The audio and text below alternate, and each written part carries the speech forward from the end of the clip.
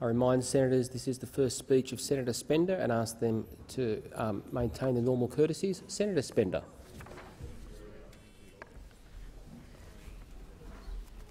Thank you, Mr. President, and thank you, senators, for indulging me with this opportunity at the busy time that it is to deliver my maiden speech. Like many of you, I will be facing the electorate in a matter of weeks, so if I don't win, this speech will double as my maiden speech and my valedictory speech, which might be a first, so I might even get into odges, which is great. In perhaps another first for a first speech, I will be promoting policies that I know are unpopular. But that's because the Liberal Democrats craft policies intentionally not to maximise popularity, but out of empathy for all people affected, including those who are often dismissed or ignored in Australian politics. By way of introduction, I admit to being a policy wonk. In 2001, when I was in the Federal Treasury Department, a colleague and I, John Humphreys, created this Libertarian party that we sneakily called the Liberal Democrats. It wasn't us really being sneaky, we just read a lot of books about liberal democracy and we thought it was a good idea, honest. So I've devoted all my adult life to studying and working in government, learning its many failings and trying to restrict it. For the past 5 years, I've been Senator David Leyonhjelm's right-hand man. So I'll take credit for all the things he said and did that you liked, and everything else I'll leave the blame with David. I'm a libertarian, which I think means that we think about others when we think about policy. I'm a man, so I'll never need an abortion, but I think they should be legal. I'll never need breastfeeding aids, but I think they should be GST-free, just like water, milk and medical devices. And I'll never choose to carry pepper spray, but if others want to take up that option, they should be free to do so, to defend themselves against vile thugs. I'm not really a drinker, but I think you should be able to drink at all hours. And I've never been addicted to nicotine, but I think you should be able to vape instead of smoke cigarettes. I'm not a regular shooter, but I think shooting is a fantastic pastime and sport that is regularly subject to unthought-through policy change. I'm more at home in front of a book than in the great outdoors, but I think that four-wheel drivers and other outdoor enthusiasts should be able to access public lands and waterways. And unlike David Leyonhjelm, you will never find me on a motorbike. But if you and your mates like jumping on a motorbike, I will not declare you to be an outlaw bikie gang. This is typical of all libertarians. It's a live and let live philosophy. I'm not pretending that politicians from the Liberal Democrats are the only politicians who can show empathy. It's just that our political party is so naive that we let our politicians show their empathy even when it is politically suicidal to do so. Mr. President, I acknowledge the Ngunnawal people, whose ancestors owned this land. To me, land rights continues to represent a fantastic opportunity for self-determination, prosperity and security. I think our governments can do even better on land rights than what we've done in the past. We can avoid imposing conditions on land rights, and we can remove the conditions that we've imposed in the past.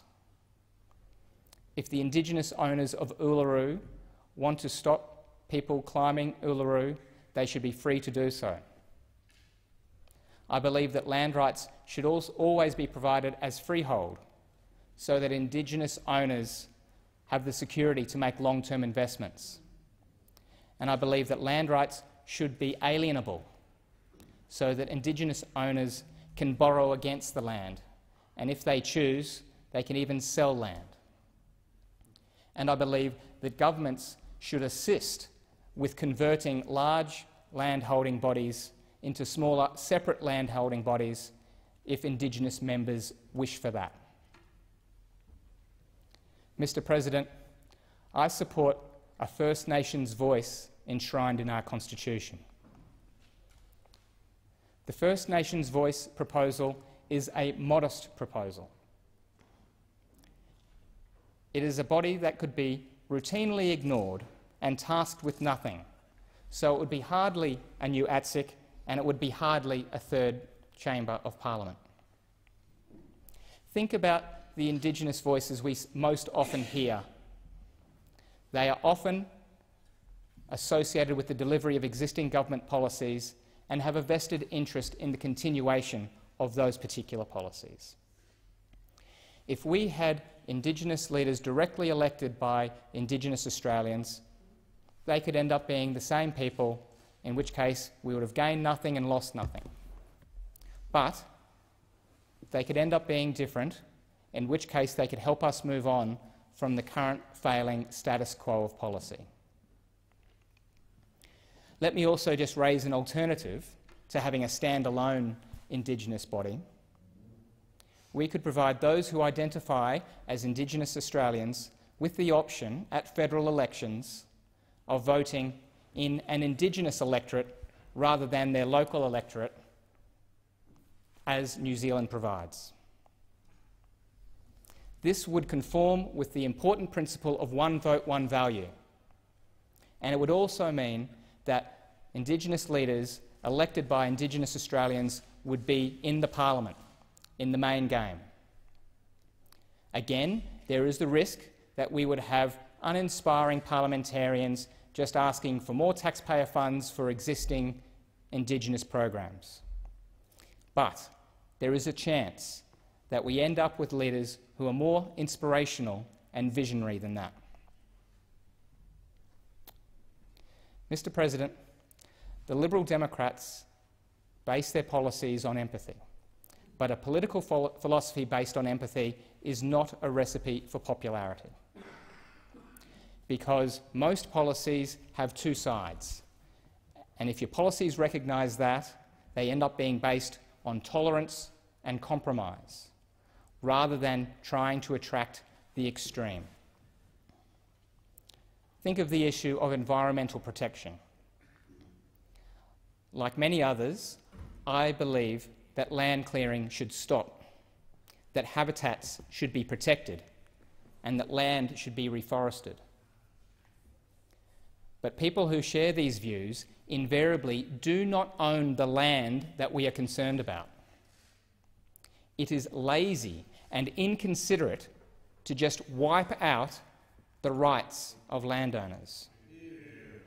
Instead, concerned Australians should put their money where their mouth is and pay for the preservation and reforestation of land themselves. If we did this, Australia could be covered with conservation covenants, which are agreements where landholders are paid by concerned Australians to preserve and reforest their land. And if we did this, the amount of land that would be protected would depend on how much we truly care about the environment.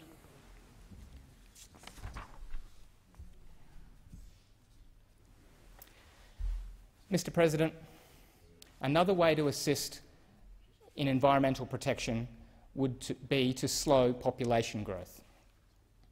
Unfortunately, the population debate in Australia is mired in the immigration debate. But if we are serious about slowing population growth, we need to discuss homegrown population growth. It might not be popular to say so, but we need to think about how we assist those with children. Australians should be free to have as many children as they wish, but governments should not encourage people to have children, which they currently do by providing family payments of up to $10,000 per year per child. This is on top of parenting payments designed to keep low-income people out of poverty. I propose that family payments, per-child family payments, should continue for those with children and those about to have children, but they should be phased out for those in the future who have children. This would make only a small contribution to slowing population growth, because it would be rare for financial assistance to determine how many children people have. But the contribution would be important and warranted. This approach would have regard to Australians without children, including those Australians who desperately want to have children but can't. Those Australians who are paying money through their taxes to fortunate people like me who have the gift of children. Unfortunately, in Australian politics, Australians without children are forgotten. They are invisible. Political parties also tend to fail to empathise with taxpayers in general, because they get benefits from big spending policy announcements where the costs are spread out across all taxpayers and the taxes are often hidden. But the Liberal Democrats will fight new spending proposals anyway. A highly concerning new area of government spending is millions of dollars of corporate welfare going to the private defence export industry. This is our very own grubby and creepy attempt to have our own military-industrial complex. Right now, Australian taxpayers are subsidising companies to provide materiel, including remote weapon systems, to the United Arab Emirates and Saudi Arabia, those repressive dictatorships that favour torture over freedom and human rights. It is absolutely galling that taxpayers are forced to support this putrid dealing with the devil. Closer to home, a less extreme form of taxpayer abuse is the provision of age pensions to families and households that own million-dollar houses. This is the major parties buying votes by extending a payment intended for those who need it to those who don't. Another form of taxpayer abuse are the various policies to attempt to reduce Australia's greenhouse gas emissions, particularly the Coalition's Direct Action Plan, which involves paying emitters who promise, hand on heart, to emit at a level less than some arbitrary level. I'm not pretending that the Liberal Democrats will be able to determine energy and greenhouse policy in Australia.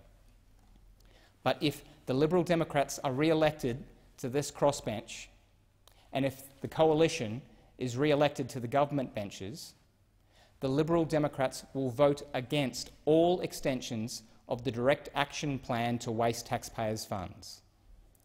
And if Labor forms government, we will vote, under their scheme, that any money that goes from emission-intensive generators, like coal-fired generators, does not end up in the pockets of less emission-intensive generators like wind farms, but ends up in the pockets of Australians through lower income taxes and lower fuel taxes.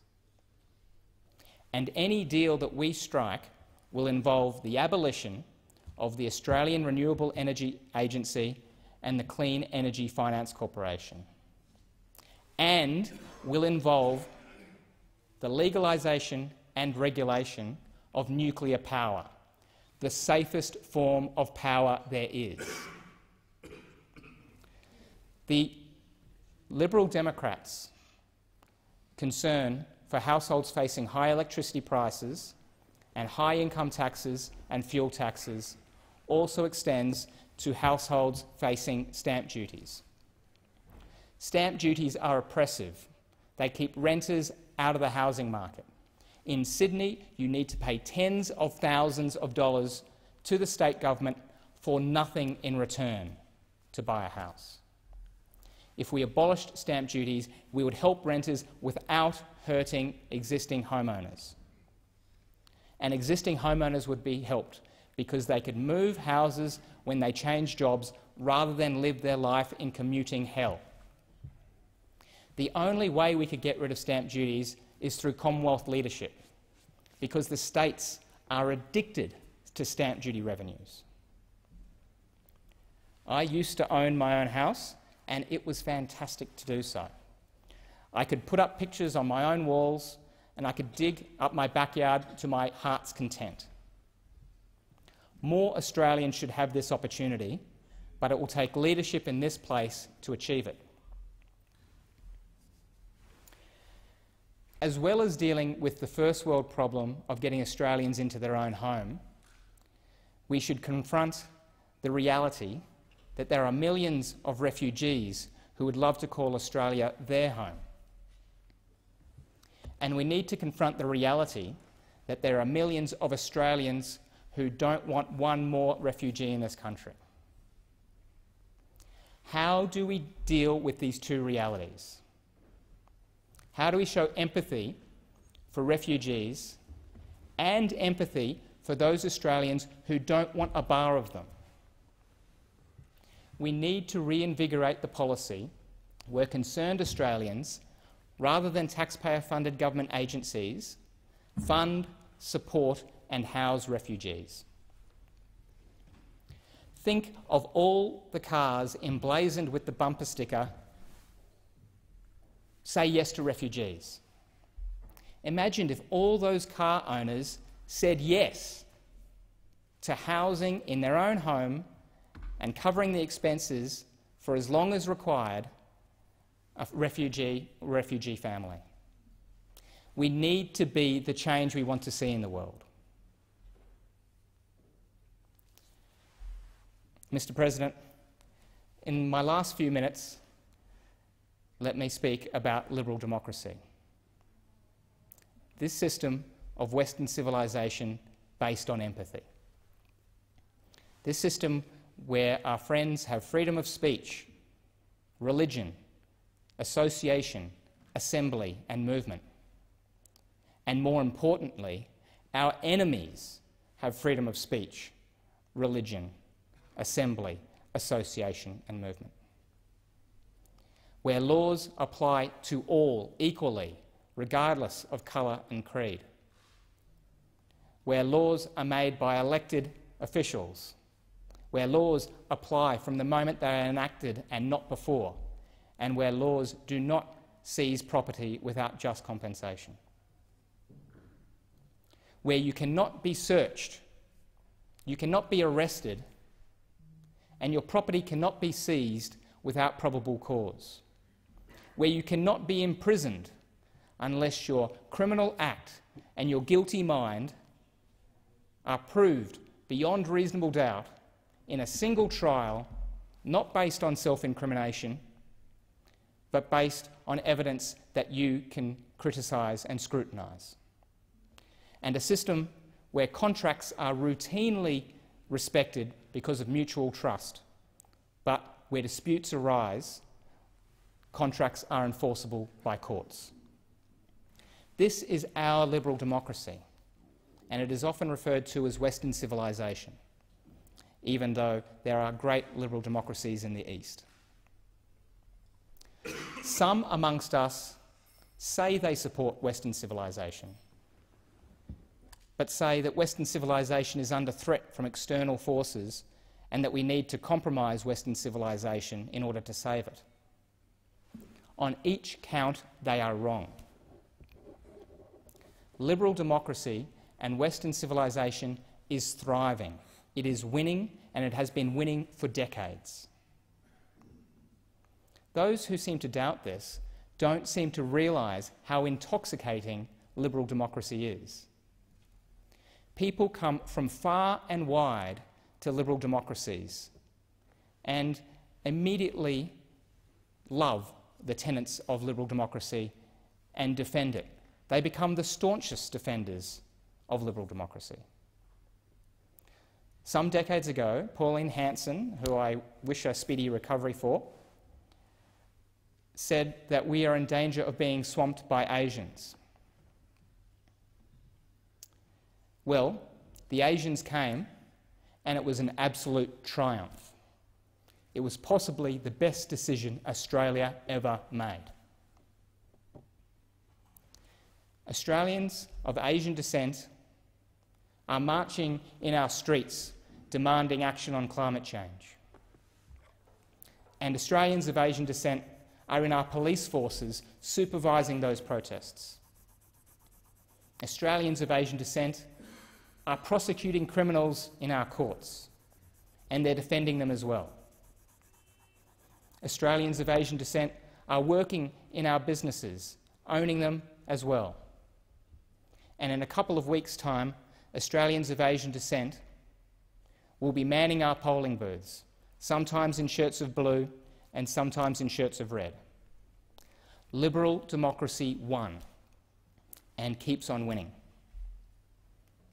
More recently, Senator Hanson said that we are in danger of being swamped by Muslims and suggested that we ban immigration from certain Muslim-majority countries. But the overwhelming majority of Muslim migrants are already converts to liberal democracy, not radical Islam. In fact, many of them are fleeing radical Islam. We have well-resourced security agencies to preempt and detect attacks from radical Islam.